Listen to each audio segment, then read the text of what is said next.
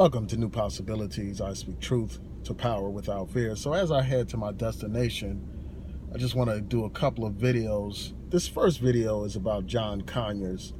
He's come under fire because he's been accused of sexual harassment. In fact, he settled one claim for $20-something thousand. There's some kind of confidentiality agreement as a part of that claim. And I was watching the Today Show the other day, and they actually had one of his accusers on the program. And from what I understand, there are other people accusing him of sexual harassment. These are former staffers and all that kind of stuff. And this is a part of a trend that we're seeing. A lot of people are being exposed for harassing women. You have people in Hollywood like Harvey Weinstein, and you have people in politics like that guy Roy Moore, who's running for U.S. Senate from Alabama. He used to be a judge, and several people have accused him of sexual harassment, and he's also been accused of harassing underage girls, girls as young as 14 years old, while he was in his 30s. But yet he still continues to run for the U.S. Senate.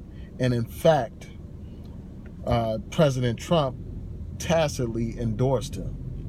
He was basically saying that this guy, Roy Moore's opponent, would be a horrible senator because of his positions on the issues that are important to Donald Trump. And so basically he was low-key supporting this guy, Roy Moore, for U.S. Senate.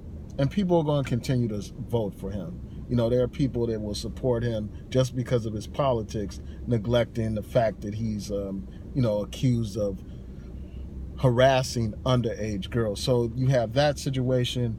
You also have Al Franken, a U.S. senator who has been exposed for sexually harassing a woman that he did some tour with.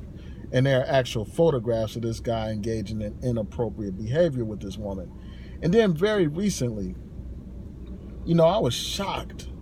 I went on Facebook the other day, and I saw that Matt Lauer from the Today Show got fired. Somebody posted that as their status, and I was like, nah, you gotta be joking. This isn't for real. And sure enough, it was real. So this whole thing with John Conyers takes place in that kind of environment. At this point, Al Franken has not resigned. And from what I understand, there are other members of Congress who are accused of sexual harassment, but their names haven't been exposed. Apparently, Congress has some kind of fund that they use to settle these types of claims and stuff. So recently, Nancy Pelosi had been supportive of John Conyers. I mean, she was very supportive of him. She said that he was an icon, which is true. This man is a legend. He's one of the founders of the Congressional Black Caucus. He's one of the people who put forth a bill for reparations for black people. He has a long progressive history in the Congress.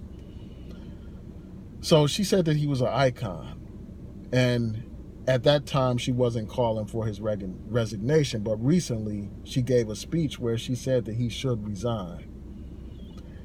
And when I look at this situation, obviously sexual harassment should not be tolerated by anyone.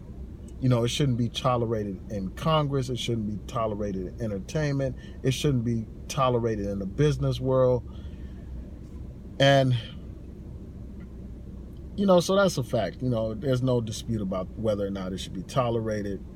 And I think that these allegations against John Conyers are very serious. But my whole thing is this. If you're going to have rules in place, if you're going to have laws in place, those laws and those rules must be universally enforced. Those rules must be enforced in a way that is not discriminatory. They must be enforced in a fair way, in a just way. And what you have here is a situation that looks like it's not being enforced in a fair and just way. It looks like what's happening is this brother is being targeted for resignation. But what about this guy, Al Franken? I mean, I know that some people have called for him to resign.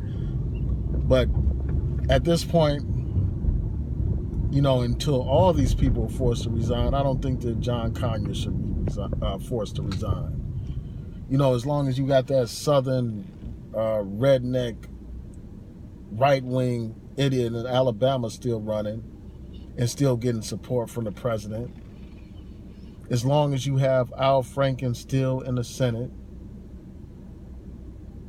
you know, I think that John Conyers should remain where he is for now.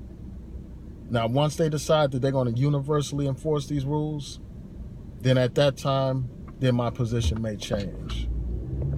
Because at the end of the day, no matter how great a person somebody could be on other issues, you know, even if they're like a staunch civil rights activist or they've done things that are very progressive, that does not give them a license to abuse women. That does not give them a license to harass women. So the bottom line is this, you know, if they're going to force that brother, John Conyers, to resign, then all these other people need to resign as well. So those are my thoughts. Tell me what you think. Please rate, comment, and subscribe. Peace.